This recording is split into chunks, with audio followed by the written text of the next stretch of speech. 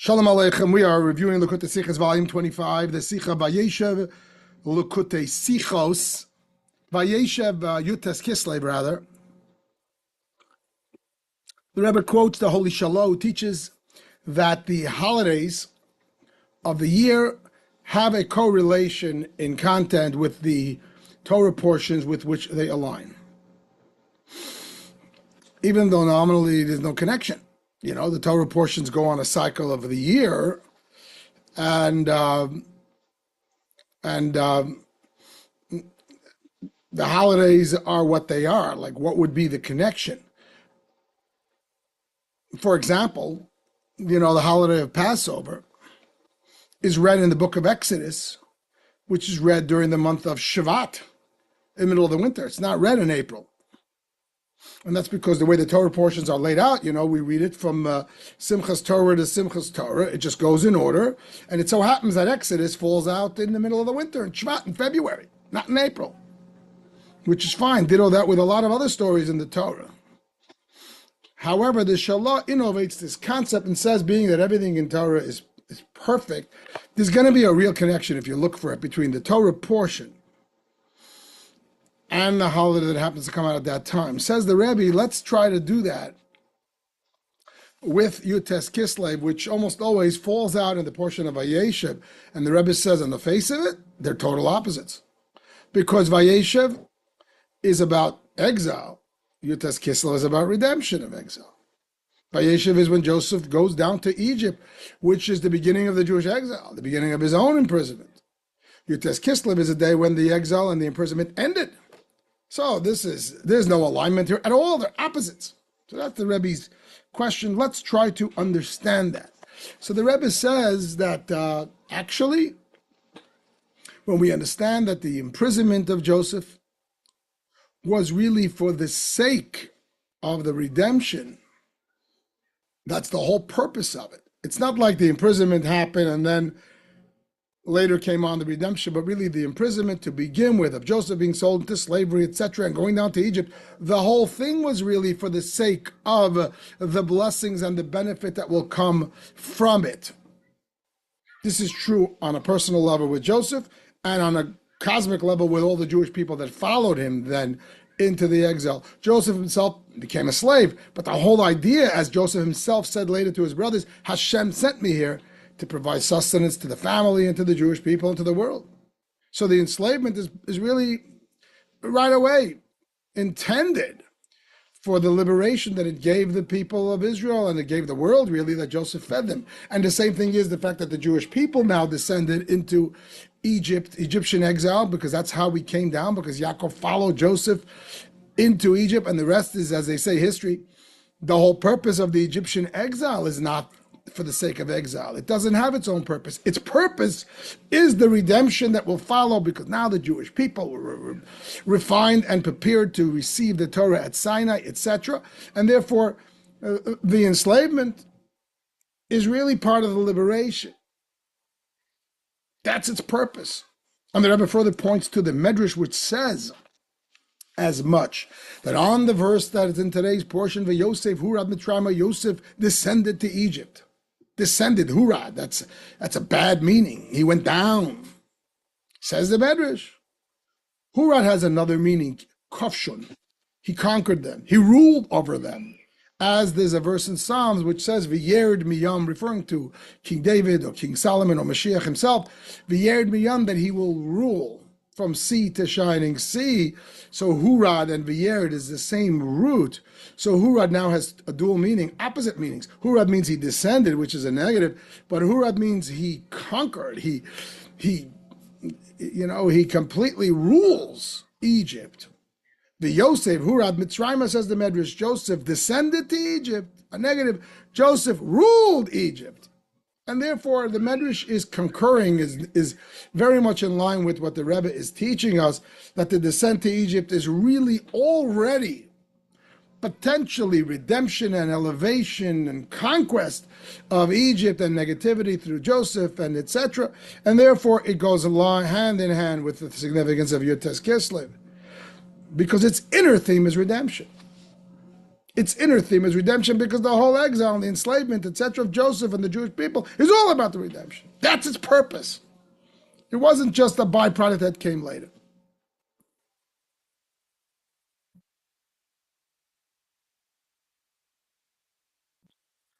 Much as Yutes Kislev, by the way, which is also even the enslavement part of Yutes Kislev, was to begin with in order to bring out the juices of Chassidus and reveal it. So we're good. Vayeshev and Yutes Kislev, they're a perfect shidduch. Even though on the face of it, one is talking about redemption, one is talking about exile, but the purpose of the exile is redemption. That's its purpose, and that's really what it is if you look close. Says the Rabbi, but that's not enough. The Rebbe wants everything to be precisely matching. Says the Rebbe, yeah, but on the face of it, they're opposites. In content, in purpose, in goal, in intention, the purpose of the exile is redemption. But right now we're reading the story of the exile. How does it make sense to read that on the week of Yutes Kislev? Yutes Kislev should have come out aligned with the portion of Vayigash, when we start to see the redemptive purpose of Joseph's exile. Or maybe in Exodus, when the Jews leave Egypt, when we see the exile in a revealed fashion. Why align it up with the portion which on the face of it at least speaks all about exile and negativity, albeit with the intention of a future redemption? It should line up perfectly. So the Rebbe is going to want to teach us that no, not only does the descent have an intention of redemption, but the descent itself is redemption. How do you square that? And that's why the Sicha becomes one of the most well-known Sichas of the Rebbe, and very, very deep, profound Chassidus, pointing out that what seems like a negative is a positive. Not just that its purpose is a positive, which will come later. It itself is a positive. Redemption is not going to come only as an outgrowth of Joseph's descent to Egypt, that later he will become the ruler and etc. and save the world and the Jewish people. But that the descent itself, even in real time as he's going down, if you look close, that itself is redemption. How do you do that? How do you square that? So the Rebbe says, well, let's revisit that medrash. The Medrash says on that verse, Vayosef hurad Mitzrayim, Yosef descended to Egypt, and it has another meaning that he rules Egypt at the same time. And by the way, the Medrash says another thing, that when it says hurad, he went down, it also refers to the Shekhinah went down. So we have three meanings now of that verse. Joseph went down, which seems to denote descent, but not really, because at the same time, meaning number two, that it actually represents that it's conquest happening right now, not just potentially for the future. The descent was already a form of conquest. And that goes in line with meaning number three, that the same Medrash quotes, that the Shekhinah came down with him. Again, all happening simultaneously. All this seeming bad is really good and gooder. So we got to make sense of it. So the Rebbe starts to step back and explains to us this concept based on a very important Hasidic principle. You know, Yutes Kislev revolves around the verse in Psalms, Pada v'shalom nafshi mikravli, that Hashem has redeemed my soul peacefully from the battle. This is the theme song of Yutes Kislev. This is the verse in Psalms that the Alter Rebbe was reading when he was notified of his freedom. And that the freedom is not just a freedom and a liberation, but it's a liberation. It's a redemption in peace. And that's a big part of it. So Chassidus talks about this, that there's different types of redemption that a person can go through when they're facing an adversary.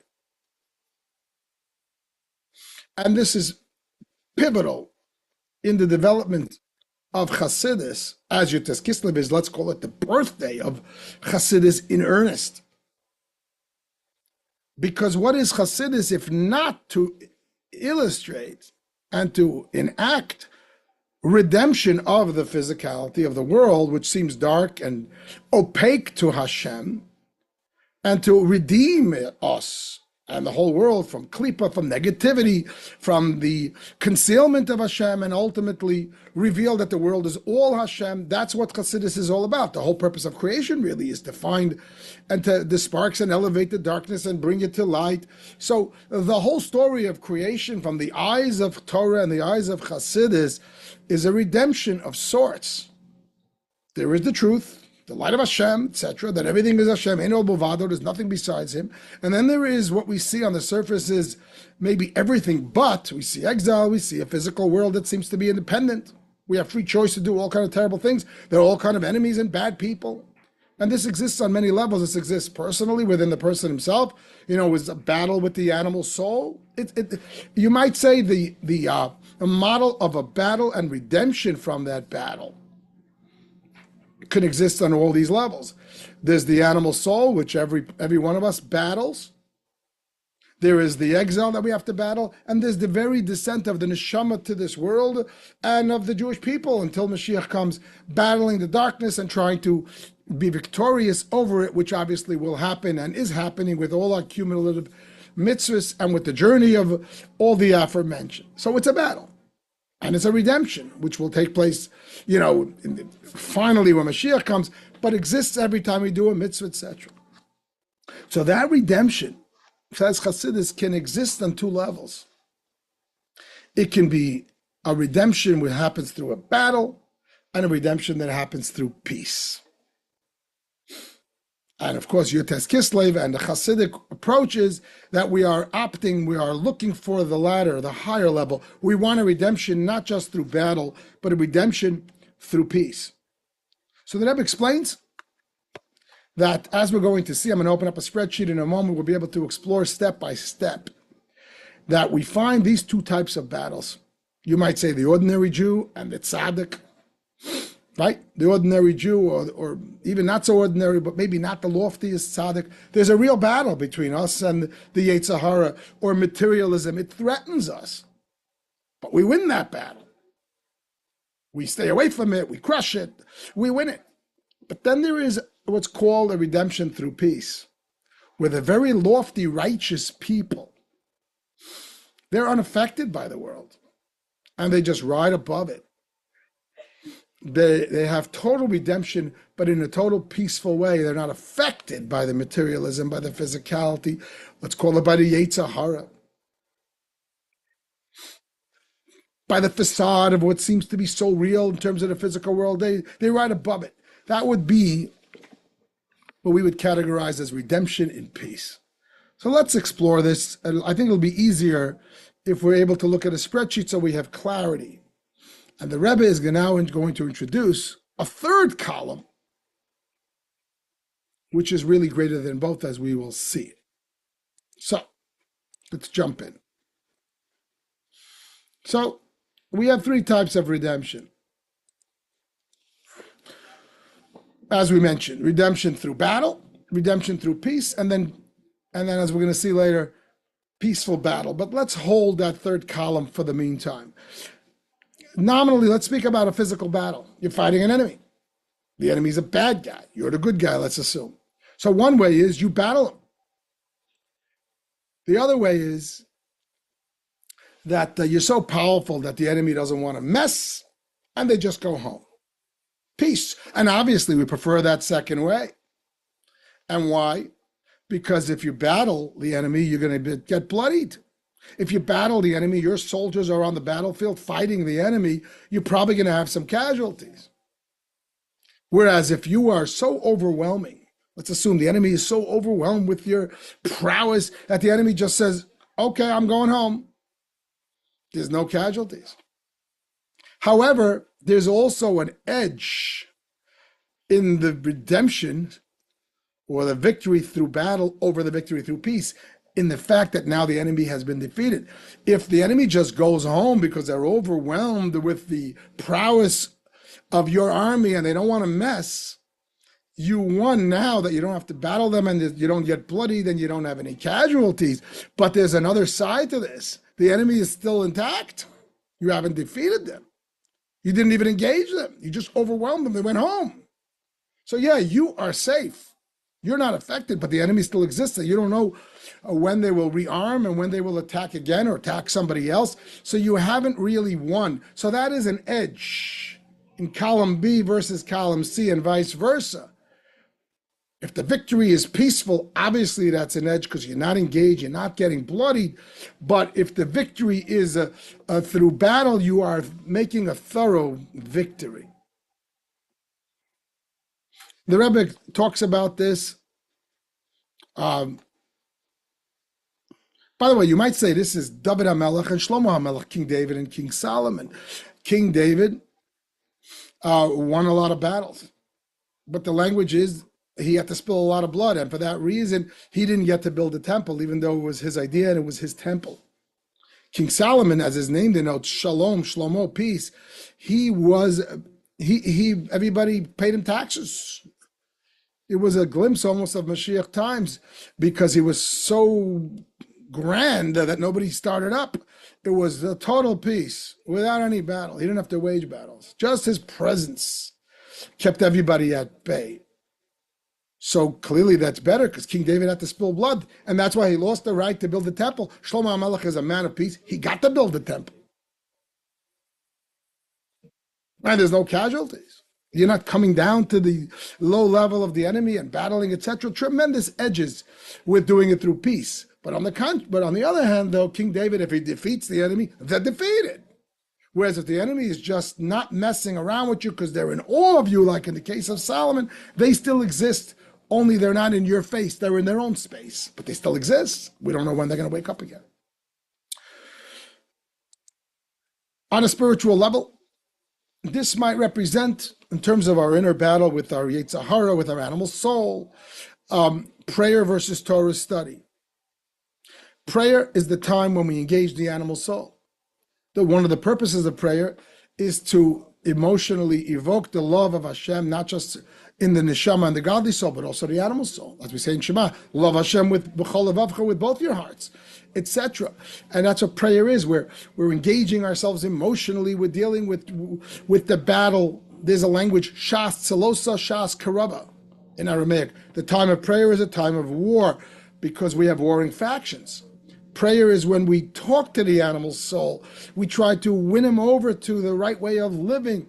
It's a very emotional experience because the animal soul is very emotional, and we're trying to bring him in. So it's whereas in Torah study, if a person studies Torah, the animal soul sort of is not involved. It goes to sleep. You're studying Torah. You're studying the words of Hashem. You're taking the high road. Like the image of Shlomo HaMelech. The animal soul, if you're really involved in learning Torah, your Yetzer Hara is not allowed into the room much, just because you're in a different space. You're studying Hashem's Torah, the brilliance, the holiness, etc. You're in a different plane. The darkness just shined away with the light, like automatically. And that has a tremendous edge. You're not involved.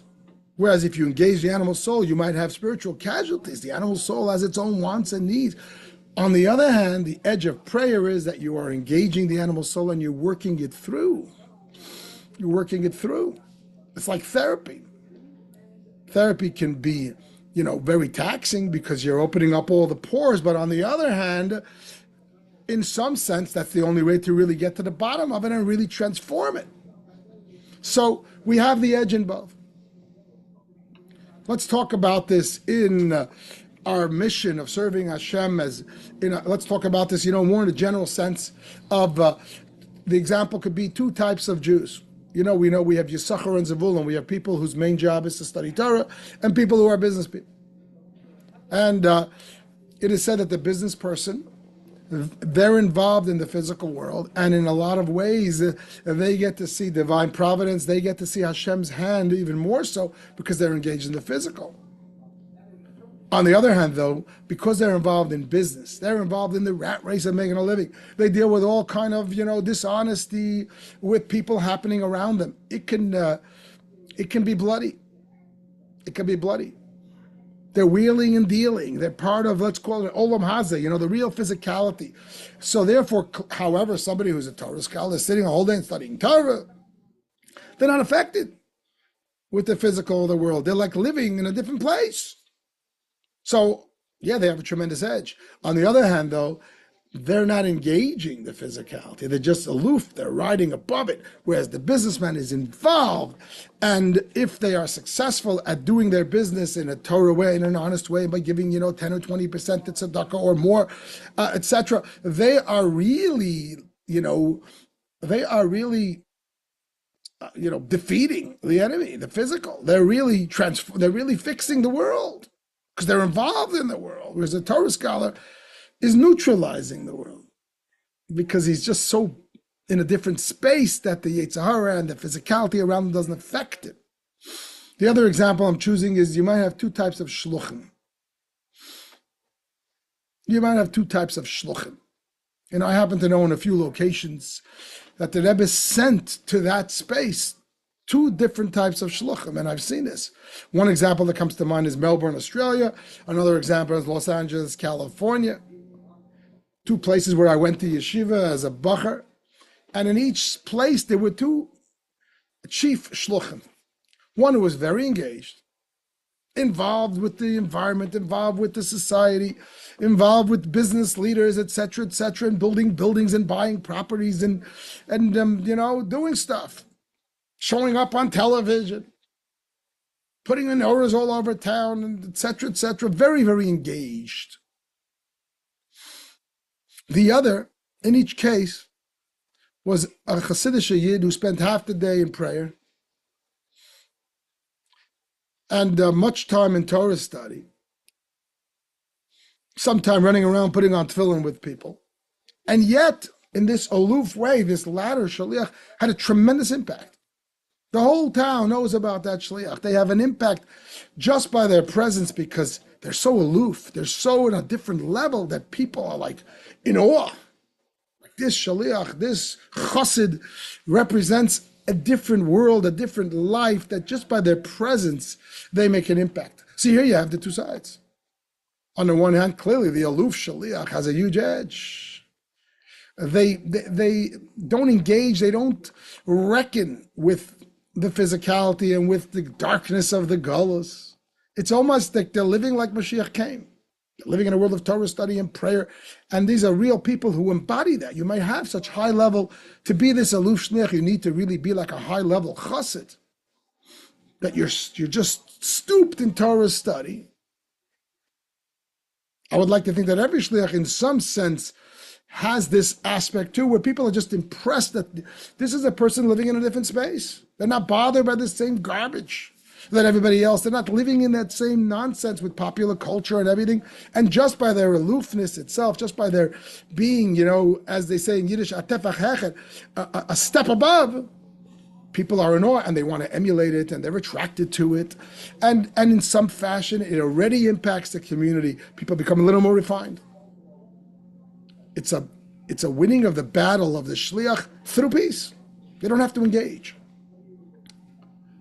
However, and clearly the one who's engaged is much more involved. You're involved in people's homes and in people's families, and you're dealing with money, and you're dealing with putting up buildings, and you're dealing with banks, and you're dealing with donors. I mean, there's a whole navigation system that you have to enact to go the right path, and you're very involved with all kind of, physical stuff. It's not all davening and learning. And you're always having conversations with people, discussing, areas of faith in Hashem and trying to prove the truth of Torah and trying to explain to them how important it is to them to kasher their kitchens and all this kind of engagement, which takes its toll. The shliach himself is now engaged and involved in things that are not so pure and holy. So clearly the aloof shliach has an edge. Conversely, though, the aloof shliach is not really changing people so much, in a sense. He's not really so engaged. We're making a transformation of the physical, because ultimately he or she is standing aloof. He's just shining a light that illuminates the darkness. But if you shine a light on a dark room, if the sun shines into this window, this room is lit up. But when the sun sets, the room remains the same dark place. At noon, this room can be lit up with the sunlight. The whole room is washed away with light. Gorgeous. But the room didn't change. Proof is that the minute sunset comes in, the room is dark like the night. And you come in and say, I don't understand. This room was just so bright. It was like a shine. What happened over here? At least a little bit of light should have stayed.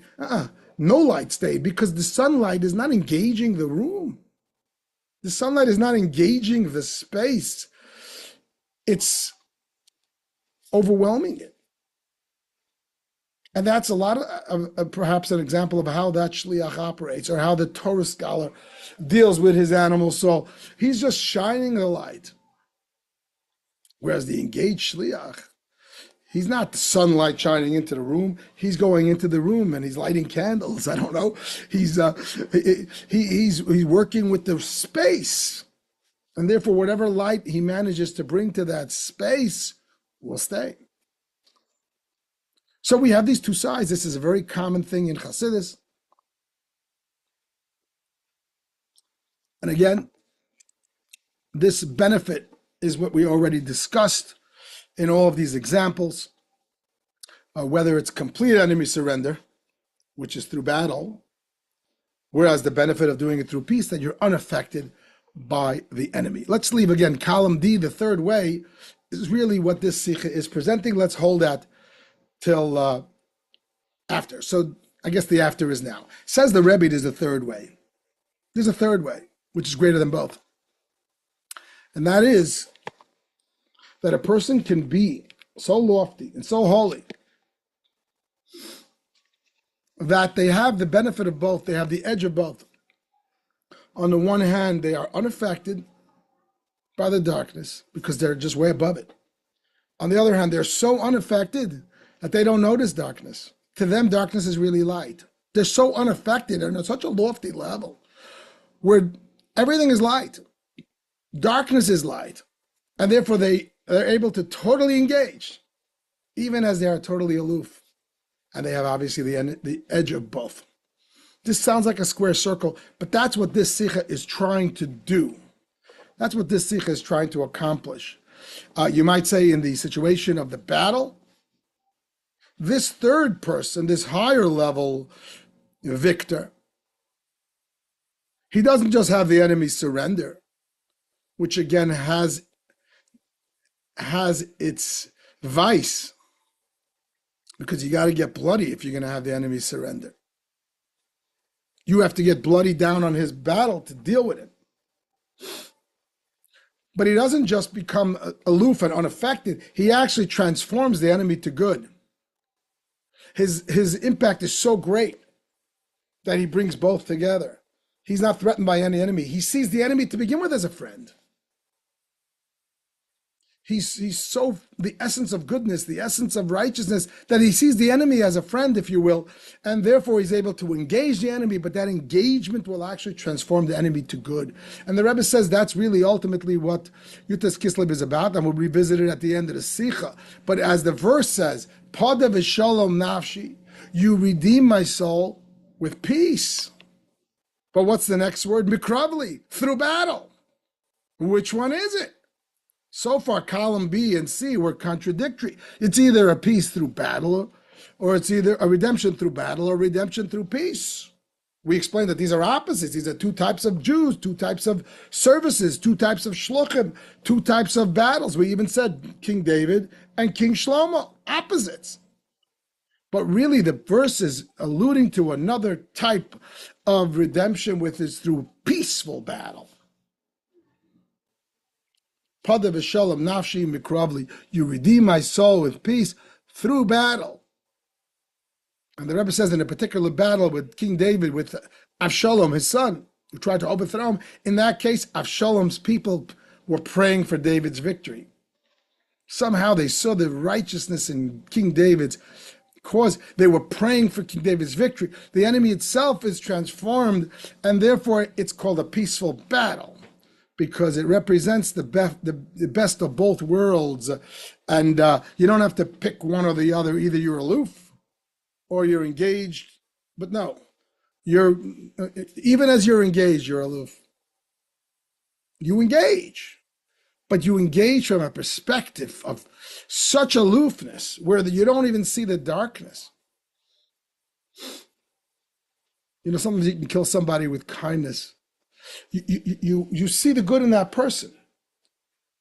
Let's say you have somebody who's an adversary. I don't know, a difficult person at work, a difficult child, a difficult, business partner or employee. It doesn't make a difference. So one way is you beat him down, you fire him. I don't know, you disengage, you push him out. One way is you kill him with love. So he's quiet, but you didn't really transform him. Then there's a way, right? Everybody knows that phrase, kill him with love. There's a person, you see him as an adversary, you see him as a negative person. They would probably teach you this, how to deal with difficult people. And you come along and you shower them with positivity and goodness, and that the person is just quiet. That would be like the middle column. But you didn't really change them. You just overwhelmed them. Somebody who's so kind, so a bad person, he keeps his evil at bay. But then there's a higher level where you look at that person, you don't see evil. Maybe this is the level of a tzaddik. A person who looks at every single Jew, he doesn't see evil, he sees goodness in the person. Even though the person is so full of negativity and evil and sin, you see the neshama. So therefore you engage the person completely. And on that level, though, you see them as good and you transform their goodness. You ride the wave of everything about them into goodness.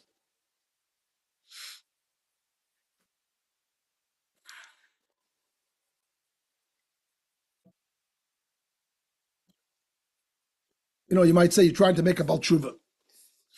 So the first column would be that you would tell the person that all the things that you're involved with, let's say the person's involved with all kind of other areas of science, I don't know, things that seem to contradict Torah. So you tell them that they're wrong, and you debate them and you negate it. That's one level. The other level is that you shine the light of Torah, that they're so overwhelmed that they're not interested anymore in the secular approach to creation, to the world, to the scientific approach. It's darkness, and now they're seeing the light, so they're overwhelmed. You haven't really changed their thinking, though, except you overwhelm them with a greater truth. The highest level would be that you show them that science proves Torah. The Rabbi would engage scientists. You show them that science really is a creation of Hashem, and within every nuance of science, you can find the truth of Torah and the truth of faith. So you take them and their education and their background, and you harness it to make them a shaliach, to make them a teacher of faith. So that becomes the highest level. Says the Rebbe that these three levels are spelled out in Yosef, in the Shvatim, the 12 tribes, the 12 brothers, or I guess the 11 brothers, the Avos, the patriarchs, and Joseph. There is a flow, a succession of spirituality between these three, and each one is adding another level, you see. So the Chassidus will tell us, the 12 tribes, they represent a very lofty level. I know we like to give them a bad rap, and they did all kind of, stuff. They're a very lofty level. If you're looking for the address of the 12 tribes, it's somewhere in the world of Bria, the highest world where creation began. They're very, very lofty. The matriarchs, they're in Atzilus, they're in Hashem's world. That's why there's a total of 7 patriarchs and matriarchs for the 7 sephiros. Even as they are defined definitions, the 7 sephiros. Avraham would be one, Yitzchak would be the next, Yaakov, etc. But they're Hashem sephiros. They're like souls that really never left heaven. As they came down to this world, they took the express lane. So they're still operating. They're still in the frame of mind of Atzilus. Whereas the 12 tribes, they don't have 7, they have 12, you see. 7 is a magic number for Atzilus, the 7 sephiros, the 7 lights with which the world was creation. 7 definitions, but they're from God's perspective definitions. Whereas the number 12 represents time, like the 12 zodiac signs, the 12 hours in a day, the 12 months in a year, etc. And they represent, now they came into the world of Bria and creation, but at a very lofty level. They're the 12 leaders of the Jewish people, the 12 tribes that bring us into, etc. Sort of the bridge from heaven to earth. And then there's going to be Joseph. So, says the Rebbe, the Shvatim versus the patriarchs. Let's first talk about those two. You see, the Shvatim, what was their relationship to evil? We say evil, we mean physicality, a world which doesn't all but doubts or denies its creator, etc., etc. Right? They came into a world of idolatry and evil, etc. And here they came in with the message of Hashem Echad. How did they relate to that? So they said, we got to disengage because the world is very real to them. Remember, they come from Bria. They come from a very lofty level, but a place where the world has import. And therefore, if they engage the world, they're going to fall. And therefore, they became pastors. They were shepherds of sheep.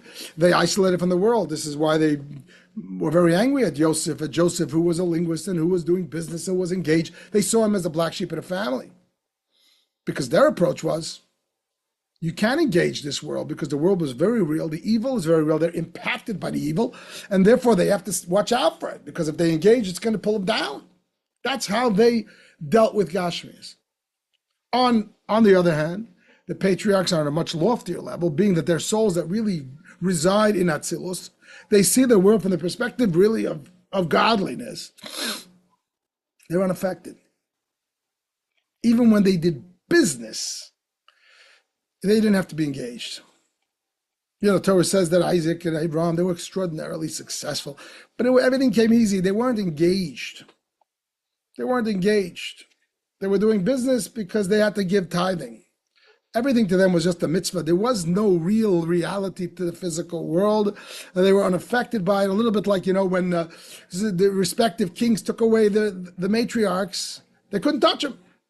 It's like trying to touch somebody who's invisible. I mean, they're invisible, they're invincible. They were involved in the world because it didn't have to be running away from it. It didn't affect them. They saw right through it. They were like that aloof shaliach, but obviously on steroids, on the level of the patriarchs. And therefore, that's the patriarchs. Joseph, says the Rebbe, he was engaged in the world. He was not a shepherd.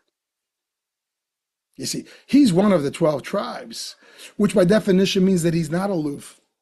But on the other hand, this is really a higher step yet, because this represents that third way that combines the first two. He's engaged with the world. Wherever he went, he ran the show. He was in Potiphar's house. He was the manager-in-chief, and it was a big operation, one of the big ministers of the king. He was later in the prison. He ran the show. He made new systems. He had executive orders left, right, and center. He ran the show. And of course, later when he ran Egypt as viceroy in Egypt, nobody moved. They took a step without him. He was completely engaged in every minutia. And it's described in our sages that it was a lot of work. It wasn't like, you know, he was doing it from a perch of spirituality. No, he engaged. Rab Mitzrayim, he descended. He was involved in everything that was going on. But at the same time, he never saw it as evil. You might say he has the best of both. He's engaged in the world. The world is real, much as it is to his brothers, but in their case, it threatens their spirituality, so they have to run away from it and become shepherds. To him, the world is also real, and he engages it because it's real. He's not aloof from it. It's not some place just to shine the divine light, and everything just is make-believe, the way they see the world from Atzilus' perspective. No, the world is very real. There's money, there's commerce, there's import, there's export, there's Potiphar, there's Egypt, there's Pharaoh. We have a world to save. However, even as he's engaged, it doesn't threaten him at all. Perhaps he's doing the business of running the country of Egypt with the same clarity as he would be studying his Torah and wrapping his tefillin and doing mitzvahs all day long, because the whole thing to him is mitzvahs. He sees no evil. How does the phrase go? See no evil, hear no evil. He sees no evil. He's in such a space, as we'll explain in a moment, how these three relationships to the darkness of the tribes and the patriarchs and Joseph, respectively, are a direct reflection of where their souls come from and the way they see the world. He sees the world from a space where, yeah, the world is very real, but all it is God's manifestation. And therefore he sees no evil. He's able to engage it and work with it and transform it. And that's a whole different level. You see where the Rebbe is going with this? For a moment to touch back on the original question of the Sicha. And therefore, Yosef, Hurad Mitzrayim, Yosef descended to Egypt, says the Medrash. Hurad means kafshon. The same word Hurad means descent. It also means conquest. It also means he brought the Shekhinah down. All three are really happening simultaneously. If you're such a giant soul like Joseph, which, as we'll explain in a second, comes from such a lofty space, where physicality or yeshus or negativity or evil or klipa, whichever way you wish, not only doesn't threaten it, and he's not only aloof from it, he doesn't see it as negative. He sees it as something amazing. He's aloof even as he's in it. He embraces it. So this is a whole different thing. I like the example that I gave before of how we deal with a scientist with his beliefs. You know, when he's becoming a Torah Jew. So one way is that the teacher of Torah tells him this is shtus, it's wrong, it's bad, because it can be in conflict with Torah at times. The other way is he says, let's not talk about your scientific beliefs. Let's just study Torah. And the person gets so swept away in Torah and the beauty of Hashem that his scientific beliefs go to the background of his mind and of his consciousness, and maybe he's distracted from it. You didn't change him, though. The higher way is, and this is what the Rebbe did with some great scientists that he encountered, like Professor Branover, Professor Velvel Green. The Rebbe didn't prove that science is wrong and Torah is right. The Rebbe didn't even tell them just study Torah and ignore science. The Rebbe said, you're a great scientist. Fantastic. Now I want you to show how it's proven by how science proves Torah. Branover would ask the Rebbe all kind of contradictions between Torah and science, and the Rebbe would answer every single one. And one time he finally asked the Rebbe, is every contradiction between Torah and science reconcilable? And the Rebbe said, not only is it reconcilable, every area of science will prove Torah. And the Sichas are full with this theme. For example, the Rebbe sees the whole idea of technology, a famous Sicha in the portion of Noach. The Rebbe sees the whole idea of technology and the fact that you can see people all over the world, you know, on your screen, that this is the infinity of Hashem in technology. In nature, so to speak. Nature is miraculous and vice versa. So the Rebbe never, very seldom told people to drop their past, their education, their knowledge, their secular background. It's not that he told all this Hasidim to go become scientists because he had other priorities for them. But if somebody had that background, he didn't negate it. He saw it as providential, and he rode away, because everything really from the perspective of the Rebbe, from the perspective of Torah, of Chassidus, of this real, true infinity light of Joseph, it's all Hashem. It's all Elokus. You just have to know how to find it. And therefore, it doesn't need to be negated. And that's embodied in the lifestyle of the tribes, the patriarchs, and Joseph, respectively.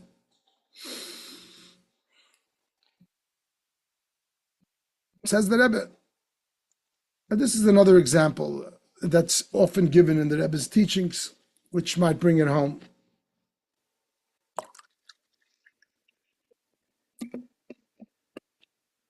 Very much along the lines of the discussion we just had with the scientist versus Torah.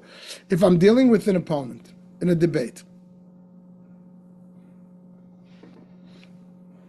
I'm going to add here one line.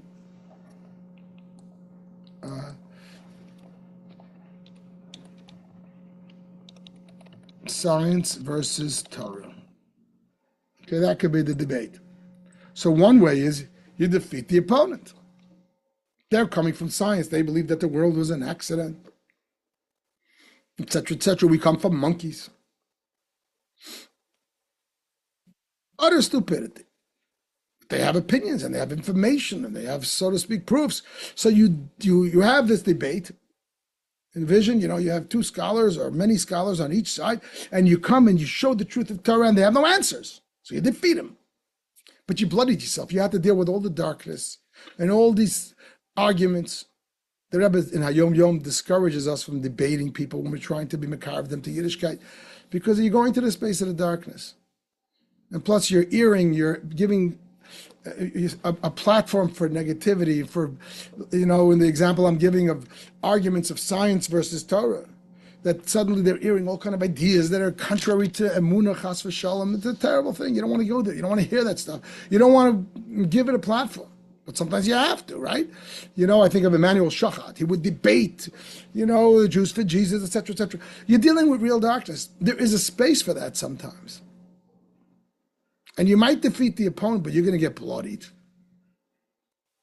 The other way is that you walk into the debate and you overwhelm the opponent. Because again, exactly what the example that I use with the science and Torah.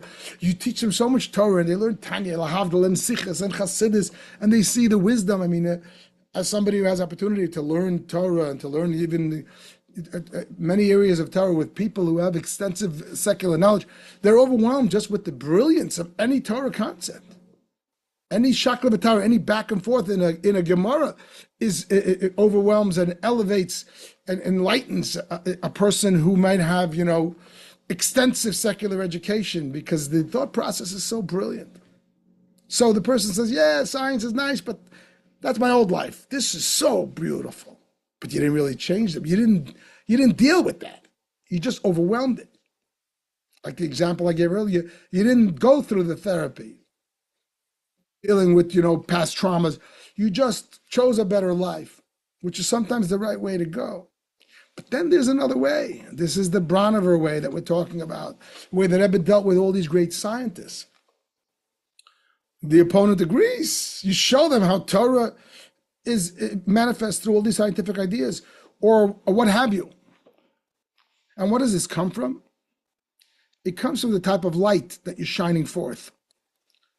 This could be true even in your argument, right? I'm arguing with somebody else. I want to show the truth of the light. So if I'm shining my light, maybe my light defeats his light.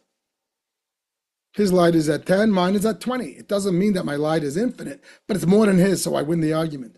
The other is when I shine an infinite light, he has no space to exist, so he has to exit left. He has to be quiet. He's overwhelmed.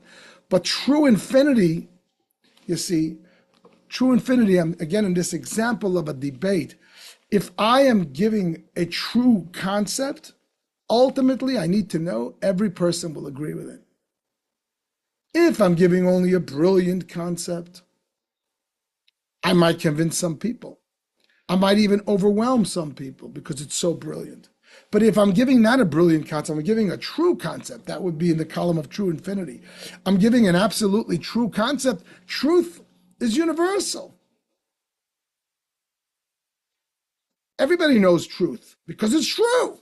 You just have to point it out. Ever notice when you hear a Torah concept that's so true, it just rings true that you feel like you knew it yourself, you just didn't think of it?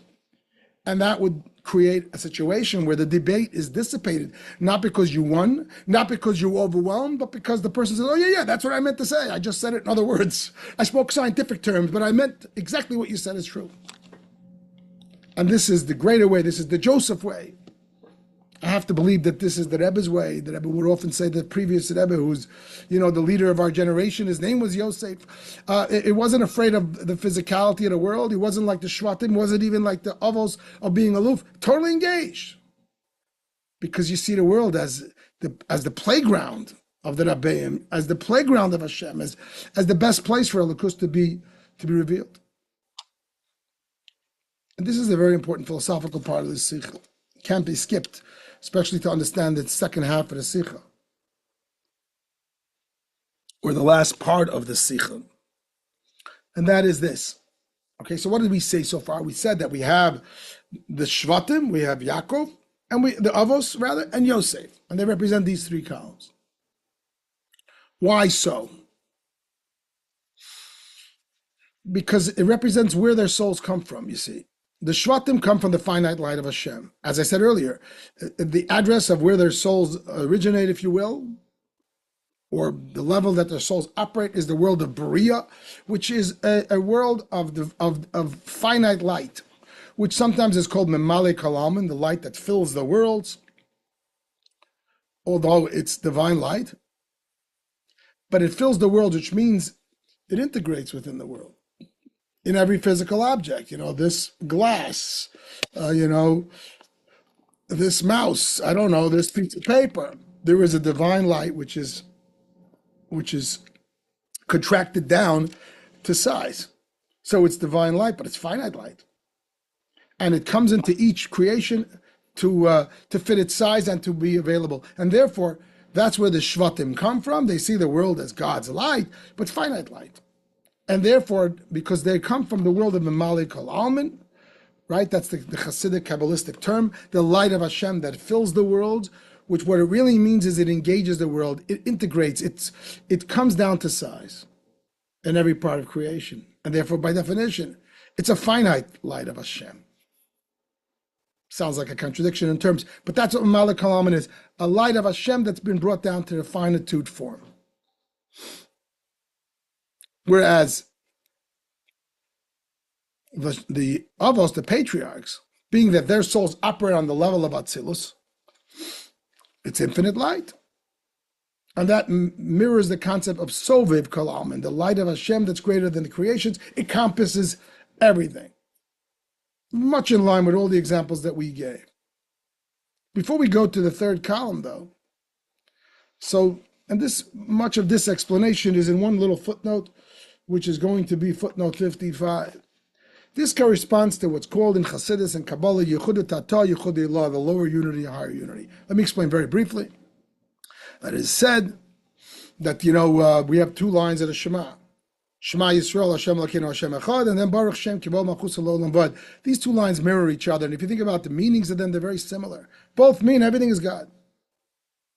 Both of them have 24 letters, 6 words. They're a mirror reflection. Says the Zohar, and this is brought in the Alter Rebbe in Tanya, Shara Yichud Ve'emunah, chapter 7 at the beginning. So why do you need both? If the two verses mirror each other, why do you need both?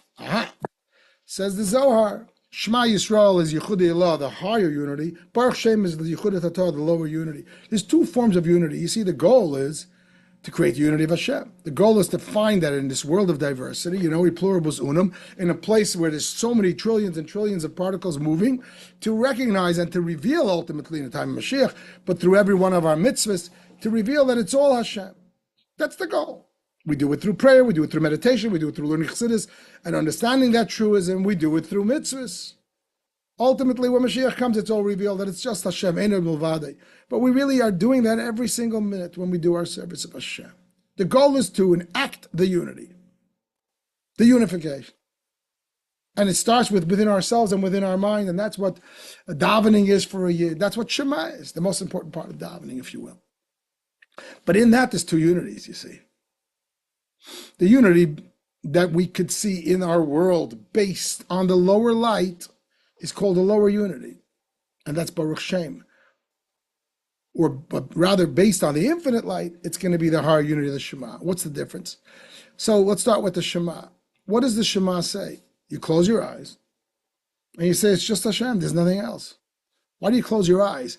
Because the perspective of Shema is from the way the world is seen in the world of Atzilus. I don't see a world. There's nothing there. It's like the emperor's new clothes. He's got nothing on. If you're in Atzilus, or even if you're here, but you're a tzaddik like Avraham, Yitzchak, and Yaakov, like the Avos and the Himahos, there's nothing here. It's a make-believe. It's a smokescreen. That's the higher unity. And that's what we say in the Shema. We close our eyes because ultimately we're deep down in our soul. We all have a piece of the Avos in us. And we say, Shema Yisrael, a Yid is able to understand. Hashem Echad, there's just God. There's just God. There's nothing else. There ain't nothing else. But then you open your eyes and you say, Baruch Shem K'val Malchus Olam Vad. Every word in that phrase means that there is a world.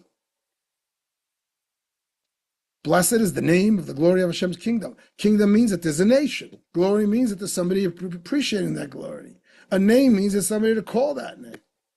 Le'olam vad means in the world of time and space. So the second phrase shouts from the rooftops, of course there's a world, but it's all Hashem's world. He creates it every moment. It's all for him. It's wonderful, but it's a lower unity. You follow? In the same sentence that you're proclaiming that he's the boss, that he's the king, you're proclaiming there's a kingdom. The same sentence that you're proclaiming that it's all his divine light, that he's creating it every moment, but he's creating it. So it must be very significant. And that's what's called the lower unity, and that's the Baruch Shem. And every day we do both, really. I guess when we say the Shema, we cover the eyes. We're operating, for a moment, we're trying to access our Yechida, I don't know, the inner tzaddik, the inner Avraham, Yitzchak, and Yaakov within us, where we don't see anything. We actually cover our eyes, because when we open our eyes, unless you are on that level, when you open your eyes, you see a world. You don't see only Hashem Echad. It's something you're lying. However, hopefully, you see the world the way a chassid sees the world. Baruch Shem Kivod Malchus L'Olam Vad. It's just Hashem's light, and it's his kingdom. And it's all his energy every single moment, and all that good stuff that we talk about. So therefore, from the perspective of the Shvatim, which represents this lower form, their souls operate on this lower level, the lower unity, and Malek Kalam, and there it brings in a footnote sources that's the level of the Shvatim. The world is very real. And therefore, as mentioned great length earlier, they're impacted by evil, and the way they engage the world is by staying disengaged, because the minute they engage, they're going to be swallowed up. They have to be shepherds and pastors. They're afraid of it. The minute they see by Yosef an element of worldliness, they go berserk. They want to kill him. The way Chassidus explains, really, that was only because they saw him as the destructive force in Yiddishkeit. Parenthetically, much the way many religious leaders saw the Rebbe's outreach, perhaps in the early years in the 40s and 50s and 60s, that this might be threatening Yiddishkeit because we're engaging secular Jews who don't have our beliefs and all that good stuff, because they were threatened by it. The only way to do it is to stay isolated and recreate the shtetl and the ghetto from the old country here in America, otherwise we become assimilated. The Rebbe wasn't afraid of it, and he took us and told us to go all over the world and engage, because why not? Hashem is everywhere. That would clearly align with Yosef, with column D. But in between, there's the Avos. In between, there is a chassid who is on a high level. He's not afraid of physicality, because he sees the world from a perspective of the Avos. And what's their perspective? The higher unity. The world, it really is meaningless. It's a lie. It's like nothing. It doesn't even exist. It's make-believe. Maybe it's like watching a movie. Maybe it's like watching a movie. The analogy is sometimes given that the creation of the world is like watching a film, where the whole existence on the screen is just coming from that light that's illuminating the screen. I want you to use your imagination. That imagine that the screen is able to be 3D. Today they have 3D films, so you can put on a pair of glasses where it looks 3D. Imagine that it actually becomes 3D. Probably there'll come a day when they can create a film where the light that's in the projector is creating an actual 3D on the stage. To the extent that maybe the 3D actually feels themselves as independent. So the Shvatim level, the column B, would be, I know that all we are is coming from that projector. But that projector creates us. And therefore, and we appreciate the details that light creates us, and therefore we must be important. The world is important, but it owes its existence to the divine light that is engaged with it. Whereas the Avos, they might be, the people managing the projector. They're saying, are you kidding? There's really nothing. It's just lights. There's really nothing. In 1 second, I shut the light, ice. So even when the light is on, it's a lie. It's a lie. If a person never saw a 3D film when they walk into a room, to them it looks very real because they just don't have the information. They're like the Shvatim. They're living in a realm where all they know is this existence. So even if they have the high level spirituality like the Shvatim had, to recognize that this existence is only a reflection of that light, but the existence is very real to them. Whereas the Avos are saying, you kidding? They're in Atzilus where the light is emanating from. There's nothing there. Gunish begunish. It's a film. There's nothing besides Hashem's lights. That's all it is. And the world doesn't exist. But then there's the highest level that combines both. And this is what's called true infinity. True infinity. Sometimes referred to in Chassidus not as bli gvul, which means infinity, but bli geder. It's beyond any definition. True infinity is not limited to be infinite. It can be in the finite too. As we said before, that within every particle of science you can find Torah. Within, as Joseph comes down to Egypt and he's engaged with Potiphar and he's running a country, to him it's all mitzvahs.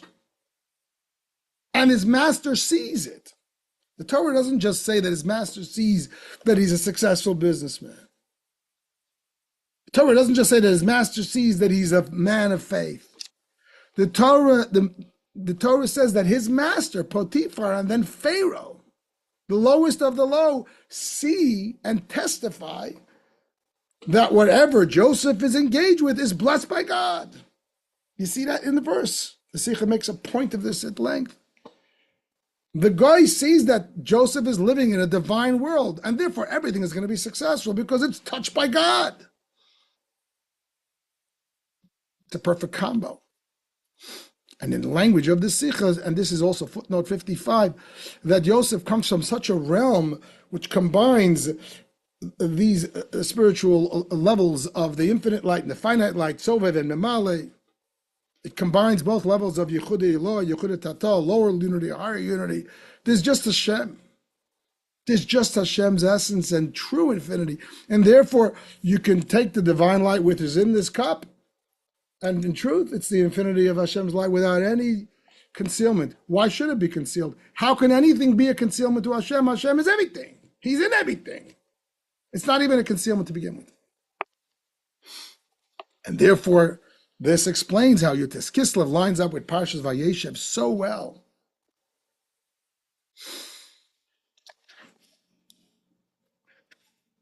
Says the Rebbe that Yosef descended to Egypt. And we said, look, it seems to be that's a negative. It's a descent. But we say that another meaning of the same verse is that he conquered Egypt. He completely transformed Egypt. The descent was an ascent. Not like by the beginning of the Sicha that the Rebbe says, how does Vayeshev and its exile story line up with Yutes Kislev and its redemption story? Because the purpose of the exile is a redemption, which will come later. But right now it's exile. No, the exile is redemption. If you're sitting with the approach, with the eyeglasses, with the vision of Yosef, and a neshama that comes from such a space of true infinity, he goes into Egypt, he's totally engaged, and that descent is not really a descent. It's a conquest. In the same word. And also the third interpretation, it's introducing the Shekhinah. Shekhinah, incidentally, is the name of Hashem that's manifest within creation. He's manifest within creation. He's the master of the world. Yosef is the viceroy in Egypt, involved in all the details. It wasn't just a big picture thing. He didn't just teach Chassidus and everybody was overwhelmed. He ran the country.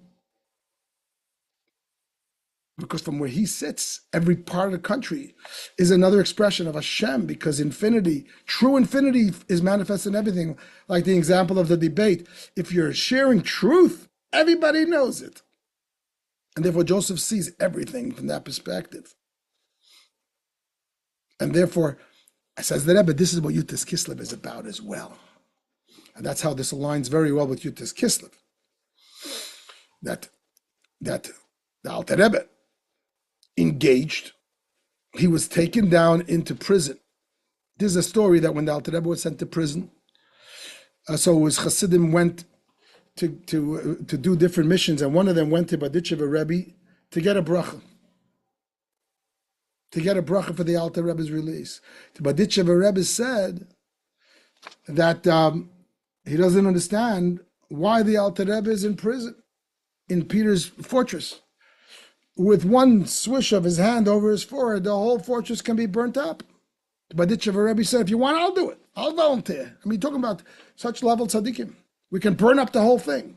And the Alter Rebbe said, no, I'm not going to burn up Peter's fortress. The Rebbe says the Yiddish term, Taina Sovet. It's a Russian term. That was the Peter's fortress where he was in prison. I'm not going to burn it up. I'm going to transform it, which he did. So you might say the Baditchev Rebbe is at the level of the patriarchs. You're telling me that the Alter Rebbe and Torah and Chassidus is imprisoned by some goyim in a fortress? With one move of the head, boom, it'll burn up, there'll be a fire, it'll be gone. And he could have done it, and he wanted to do it. The Alter Rebbe said, no, don't. We're going to transform it. How was it transformed? That all the great scholars of the royalty, including the Tsar himself, ended up praising the Alter Rebbe. Not only they freed him, he became an honored citizen.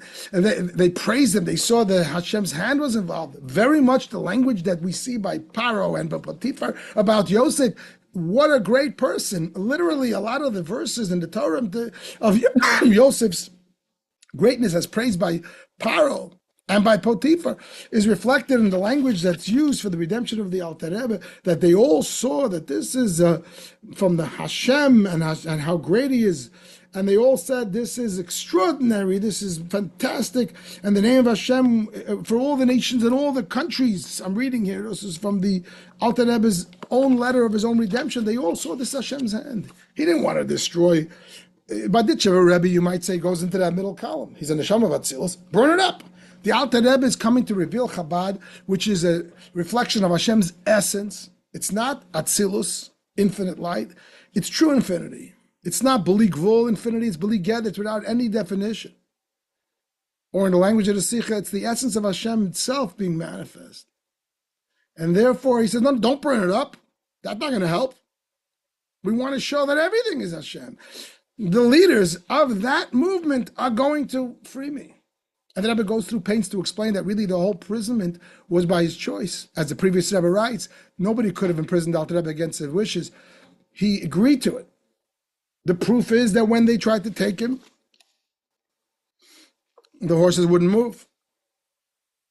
And the axle broke, and then they had to stop for Shabbos, and other stories with the Kiddush Levana. So it really, at the end of the day, whatever he wanted, he was in charge. So why don't he just not allow it to happen? In any which way, including burning up the whole place. And the answer is, no, that's not what he wants. He wants transformation. He doesn't want destruction. He doesn't even want aloofness. He wants transformation. He wants to show, which is the Chabad thing, that everything is Elokus, because Elokus is beyond infinity. It's true infinity. It's within everything. It's not so great that it can destroy or even subjugate darkness. Darkness is light, which is what Chabad is all about.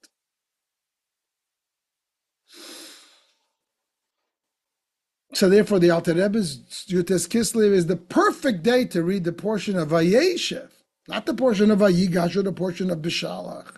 The portion which says Yosef went down to Egypt. And you know what that word descent means? It also means he conquered it. He went down, he was like a kid in a candy store. All right? Which darkness can we prove to be light? He saw every pebble as a diamond. Every darkness as a way to shine light.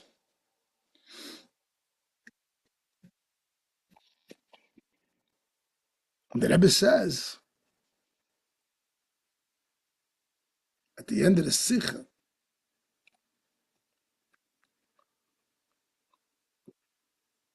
the Rebbe says that this is found, this miracle, this square circle, this true infinity, this Yosef level, which the Alter Rebbe is accomplished through Yutes Kislev and through Chassidus Chabad. By the way, see how much this reflects in Chassidus Chabad. You have earlier generations where they were afraid of teaching Chassidus and Kabbalah. That might be the first column, because the world's not ready for it. Then you have the Baal Shem Tov and the Magid introduce this infinite light. Even though we're regular people, we have access to this infinite light, and it will impact us. Because it's so great that even us regular people, that's what the Baal Shem Tov brought, everybody could learn Chassidus. But not in a way of Chabad. The human mind should comprehend Hashem. That doesn't make sense. That's like putting the Atlantic Ocean into a little cup. That's a contradiction in terms. But the light of Hashem, yes. The Alter Rebbe says, no. Hashem's infinite truth, the mind, it can be brought down to the mind. Why not? It's infinite truth. It's going to make sense too. That's Chabad. Right? The Baditchever Rebbe famously said that when he saw the Tanya, they brought him the Tanya. The Alter Rebbe wanted him to see the Tanya and approve it. And he looked through it and he said he took such a big God, they put him into such a small sefer. It's a play on words because the Tanyas were usually printed in very small format. Mostly probably because the Alter Rebbe wanted that Chassidim should be able to study it in hiding. There are many people who had to learn Tanya in hiding because there were Jews who tried to stop it. So the Tanya traditionally, I think until the Rebbe's generation, was never printed in full size. So he said, you took such a big God, put it in such a small book. But as Chassidim explained, and maybe the Rabbi himself explained, that the idea of taking Hashem and putting him into Chabad, into the human mind, that's a big thing, putting it into a tiny thing. It's an impossible combination. But that's what he did, because of exactly what this Sicha talks about. So this Sicha is much more than just explaining the juxtaposition of the Torah portion with Yutas Kislev and answering the contradiction. It's really pointing to what Hasidus Chabad is all about. We're not trying to just graduate finitude into the infinite. We're trying to touch the essence of Hashem. And from that perspective, the human mind can understand the Lakus. And by extension, science will prove Torah. And by extension, you can take a chassid and put him in any corner in the world where there's no from Yidden, and he won't be affected. To the contrary, he will affect, etc., etc.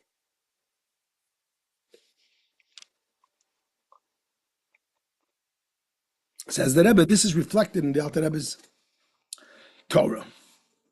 Every truth ultimately is reflected in Torah, and the Alter Rebbe's Torah is Tanya, among other things. But Tanya is very much related to the miracle of Yutas Kislev. The Alter Rebbe said that it was in the merit of the 2 years of the Hasidim studying Tanya with such great passion. Tanya was printed 2 years before the exile and the redemption of the Alter Rebbe. That in that merit, the Alter Rebbe was freed. So the Tanya is very much related to Yutas Kislev. And in Tanya itself, in a sense, the second book of Tanya, Shara Yuchad Vamun, is the most important book, as the Rebbe proves, that really the Alter Rebbe wrote it first and in some sense intended it to be the first book of Tanya. So let's look at the Shara Yuchad Vamun, and we're going to find the message that we're talking about, this square circle that we just tried to deal with. The Shara Yuchad Vamun has 2 main themes. You might say the first 6.5 chapters is one theme, and then the second half of the 6th chapter is another. And then it discusses some other things, but these are the 2 main contributions of the Shara Yuchad Vamun, the second book of Tanya. What is the first one? The fact that Hashem recreates the world every single moment. And the second one is the idea that the tzimtzum, that the concept that Hashem contracted his light, is not literal. It only seems that way to us, but from Hashem's perspective, he's everywhere without any contraction, which is a whole big debate between the Alter Rebbe and others, and the Kabbalists had a big debate about it. The Alter Rebbe and the Baal Shem Tov come down very strongly on the side that there's no contraction of Hashem's light. To be sure, this is not just that the Vilna Gaon who was against that opinion. There were great Kabbalists throughout history who were against it. But apparently, Chassidus is breaking it to a new level where we absolutely do not accept any contraction to be real whatsoever, which is very much in line with the theme of the Sicha. Says the Rebbe, let's try to talk about these 2 things. Why are they both in Shara Yuchad Ve'emunah? And there's 2 different subjects. One is talking about the world, that it's really one with Hashem. And one is talking about Hashem's light, that it's not contracted. Like, why bring them together? And if you look closely at chapter 6, chapter 7, it's a very long chapter in Shara Yuchad Ve'emunah. He finishes the long subject that's discussed for 6.5 chapters about the recreation every moment and every part of the world is really Hashem's light in action. And then suddenly he spends the second half of that chapter discussing the details of this Kabbalistic lofty concept of tzimtzum beyond limitation. At the contraction, the tzimtzum is not literal. It's almost like out of context. So the Rebbe explains it. The Rebbe explains it.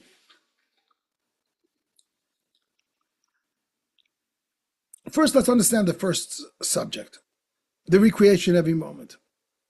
The Rebbe alludes to another Sicha, which is in Chelek Chavtes, chapter 29, Vayeshev-19, where the Rebbe discusses it at length, but here it's very briefly, and that is that the Alter Rebbe maintains, that the Alter Rebbe is teaching, the Baal Shem Tov's teaching, of creation every moment, which is very common knowledge, everyone knows about it.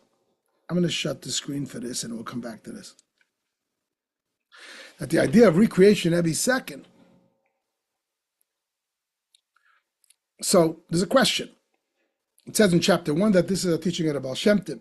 But the truth is, it's brought in the Medrash. The Medrash says that Hashem's word holds up the world. So why are you saying in the name of the Baal Shem Tov? So the previous Rebbe provided an answer that the Baal Shem Tov is the one who disseminated it. It's a Medrash, but no one knew about it. The Baal Shem Tov made it into a big deal, which is obviously a true interpretation. But the Rebbe is taking it further. And the Rebbe says that the Baal Shem Tov and the Alter Rebbe, if you read carefully, the details, especially in chapter 1, and then again in chapter 7, they're saying something much more than the Medrash Tillim, than the Medrash is saying. The Medrash also says that Hashem holds up the world. But the Alter Rebbe is saying in the name of the Baal Shem Tov, he's not just holding up the world, he is the very definition of the world. It's very different. This is spelled out in chapter 1 at length, and again repeated in chapter 7, that the words that Hashem uses to create the world is actually within every object. And if you find an object that's not written explicitly in the Torah, in the story of creation, it really is. You have to just decode it. It goes at length to explain that every single creation, find any creation, it's in there. It's in the book. Except the letters have to be reversed and worked out. And because Alter Rebbe has a whole question in chapter 1. How could you say that the world and everything in it is created every moment? From Hashem's words, from the 10 utterances of creation, Asar Ma'amoris. Take a look in chapter 1 in Genesis, in the story of the creation, and you're not going to find a lot of things. There's very little defined. There's only 6 days of creation. Nowhere there does it say, for example, a stone. So how could a stone exist? Let's assume this is a stone. How could a stone exist and you're telling me that this stone, it's not a stone, but I'm making believe it is. How could you say that this stone exists only by virtue of the fact that Hashem said in the first days of creation, let there be stone? He didn't say let there be stone. Check the whole chapter. It doesn't say the word Emet. This is a question that Alter Rebbe asks in chapter 1 in Shari Yichud V'Amunah. And he answers at a great length. The word stone is there. You just have to know how to find it.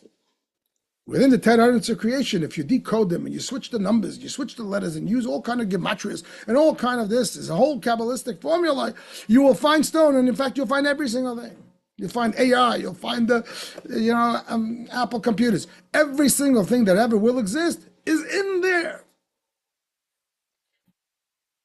The Rebbe analyzes this. Why is the Alter Rebbe asking that question? That's not a question on the Baal Shem Tov's teaching of recreation. That's a question on the story of creation. That's a question on Bereshis. That's a basic question in the story of creation.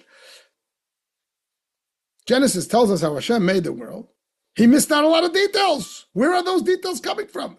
So maybe Rashi and Chumash or other commentaries should explain. Well, it doesn't say every single detail. Somehow it's embedded there. I don't know however they'll deal with it. Dealt with, in Sefer Yetzirah, the book of formation, which describes how the letters are combined. It's not a question on the philosophy of Tanya, on the Baal Shem Tov's teaching of recreation. It's a question on the basic teaching of creation. So why does the Alter Rebbe mention it? And he doesn't just mention it. He spends a half a chapter explaining this whole process about these 10 utterances have to be decoded and decoded and decoded infinitely, and within them is found every single creation. And if you find the creation, in it is a divine light. And which divine light? Perfectly tailor-made, just for this. So how many divine lights are there? Trillions, trillions, trillions. And each one is individual. Each one is a separate code. Why does the Alter Rebbe bother with that? And he bothers with it based on a question. That we don't find the word stone in the 10 utterances of creation. That's not a question on Baal Shem Tov's teaching of recreation every moment. That's a question on Bereshis. Says the Rebbe, I'll tell you why the Alter Rebbe does it. Because the Alter Rebbe is teaching us that the Baal Shem Tov, in his teaching of recreation every moment, is going a quantum leap further than the Medrash. The Medrash is saying Hashem commanded the world to exist. And therefore, that command holds up the world. At any moment, Hashem's command would stop uttering, the world would drop. It's like blowing up the balloon. I don't know, however you wish to imagine it. But the world is still a world. The world is not Hashem's light. Hashem's light is just propping it up. The Baal Shem Tov is teaching another level. The world is Hashem's light. It's not that he's holding up a world. He's infusing the world. As explained in great length in that chapter 1, that he's enclosed, he's enveloped, he's integrated into every single creation. He's not just the existence of creation, he's the light of creation. He's the life force of creation. He's involved, therefore, he's not holding up the world. He is the world. So find a stone, it's a divine concept. It's got to be in Torah. The Alter Rebbe has to address it. The world isn't a worldly concept being held up by divine light. The world is divine concepts in action. And therefore, you have to find every part of creation in the Torah. This is a fantastic concept. I'm doing it very briefly here because it's brought in this Sicha relatively briefly. There's another share on this in the Sicha of Schana on chapter 29, which I discuss it in great, great detail because it's a fantastic subject in and of itself. But what is the net of that? It's a fantastic. What do we gain in terms of the theme of Achdus Hashem, of unifying and showing that Hashem is everything? That the world is just God, information. If you just study the Medrash, the world is a worldly place. It has its own definitions. They're new definitions. But Hashem is the force behind them. He's blowing up the balloon. He's holding it up. According to Shari Yichud Ve'emunah, according to Tanya, according to Chassidus and the Baal Shem Tov, the way the Rebbe sees it, find me any worldly concept. It's just a elikos. It's another part of Hashem's personality. It's just redefined, it's recoded, it's redecoded. It's just elikos. Everything is elikos. Wow, it's such a unity. There's no space devoid of Hashem. Because Hashem is not just the energy, the engine behind the world. Hashem is a definition of every single thing that ever will be and ever was. It's fantastic unity. Wow. However, the Rebbe is sort of asking in this Sicha, this comes at a price. On the one hand, this teaching, this first teaching of Shari Yichud Ve'emunah, the first of the two, is showing how the world is completely integration of Hashem. It's really elikos. It's just different lights of Hashem. Beautiful. The world is very close to Hashem then. On the other hand, though, the world is very real. The concept that all there is Hashem, you can't say that. The world is very real. The world has been elevated. It's been united with Hashem. But therefore, the world has been elevated to great import. Every single thing in the world is written in the Torah, somewhere in the 10 utterances. Every single thing in the world is another sephira of Hashem, another personality of Hashem in action. So the world is very, very important. Remember, Chassidus wants Yichudei Elah too. It wants a mindset that the real truth is there's nothing but Hashem. Nothing. Not there's something else that mirrors Hashem. There ain't nothing. That ain't nothing has been cast a great blow by this first teaching of Shari Yichud. There ain't nothing. Everything is elikos. The cars, the trucks, the Teslas, you name it. It's all in the Torah. It's all divine energies in action. So yeah, you made it very close to Hashem, but it all becomes meaningful and important. What happened to the Yichudei Elah? What happened to the concept of closing your eyes and recognizing there's nothing but Hashem? At the end of the day, that's part of the goal. Maybe that's a greater part of the goal. Says the Rebbe, that's where the second half of Shari Yichud, the second message is. I want you to know. The first half is Memali Kol, that the divine light that integrates in creation is really integrated. And wherever you look, you're just seeing Hashem in a different form. It's wonderful, but it's very integrated. You can't say Yichudei Elah, you can't say there's nothing but Hashem. You could say everything expresses Hashem. But there's a lot of things. And they're very important. They're part of Hashem's personality. Nothing is to be dismissed. But then we have the concept of Yichudei Elah from the perspective of Sobev, of the infinite light, where there's nothing but Hashem. Says the Alter Rebbe in the second half of the second message of Shari Yichud Ve'emunah, I want to tell you a secret. That Tzimtzum is not real. The fact that this infinite light was condensed to a finite light, it just looks that way. The truth is, it's all the infinite light. Nothing really changed. And therefore, how much divine energy is in this little cup? Well, according to the first half of the Tanya of Shara Yichud, a very finite, tailor-made divine light. The whole God. Because you really can't contract the lakus. It's not contractible. Tzimtzum d'lo kipshuti. True infinity is found within the finite, and it never loses its true infinity. In fact, the seeming infinitude, the seeming definitions, are further expressions of its true infinity, however you want to understand it. And therefore, the Alter Rebbe says that second half of the Shara Yichud, that second message, Tzimtzum d'lo kipshuti, any contraction, anything less than the fact that Ein Ed Milvadeh, there's nothing besides Hashem, and just as infinite light spilling all over, is not true. And the Rebbe squares the two, though. If you say Tzimtzum is not literal, that means the infinite light is everywhere. What the Rebbe wants, and this is mirrored in many of the Rebbe's Ma'amorim and Sichas, but it starts in the way the Rebbe reached Shara Yichud ve'emunah. Yes, you have the infinite light, and you have the finite light, which is the way of seeing the world, Yichud Ilah, there's nothing but Hashem. And another way of seeing the world, Yichud Tata, well, there is a world that's thanks to Hashem. What's the real truth? The real truth is only one truth. It's all Hashem. The way the Rebbe says in the footnote 55, combining these two, we combine Yichud Ilah, Yichud Tata. There's one truth. It's all Hashem. In the infinity, it's Him. In the finite, it's Him. Because really, there's no real tzimtzum, and therefore, the end becomes that you can find Hashem in every single particle of creation with the finite light that comes down to that particular creation and makes that Apple computer or that Tesla car.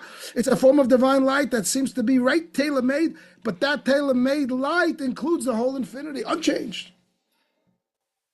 And that's your Kislev. So therefore, that brings it all together.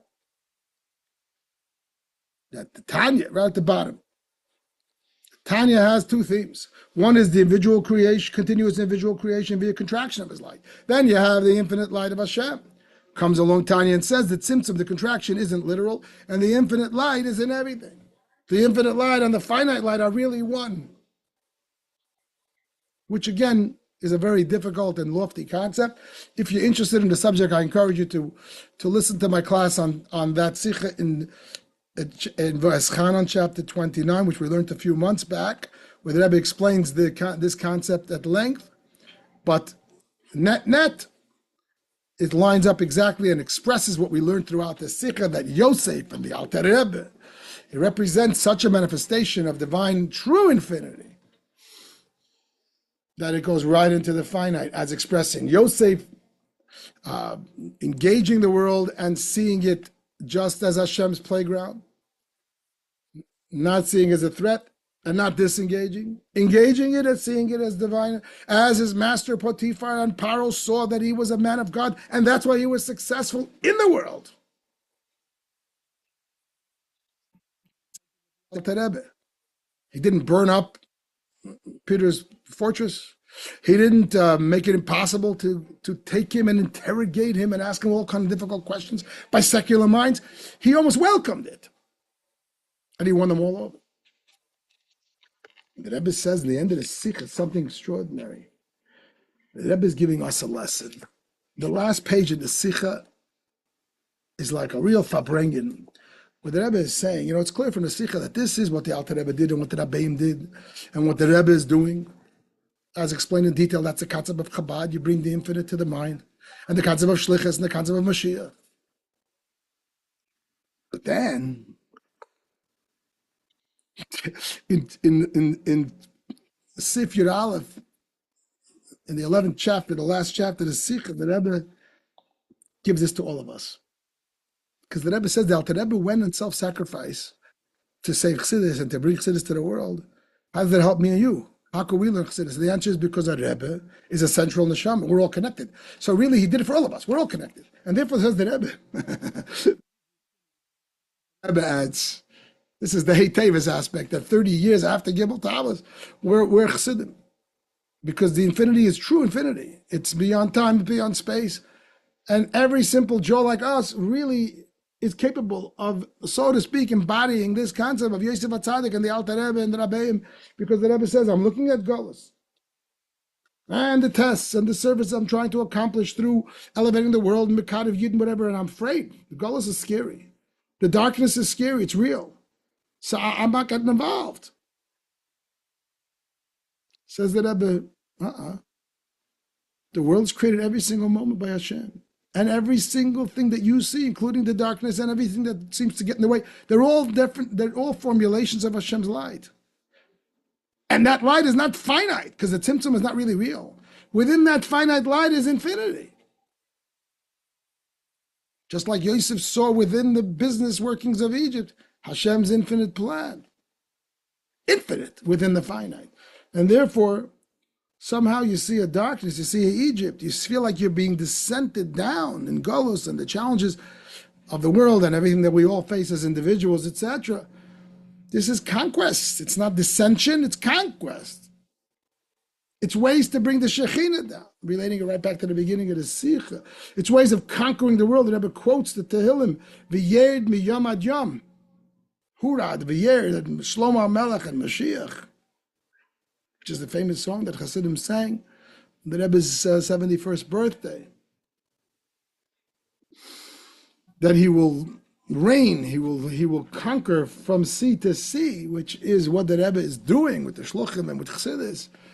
And ultimately, until the revelation of Mashiach, because the whole world is going to be filled literally with the revelation of Hashem, and everybody will see it's just Hashem. Afreidach and Yutas Kislev.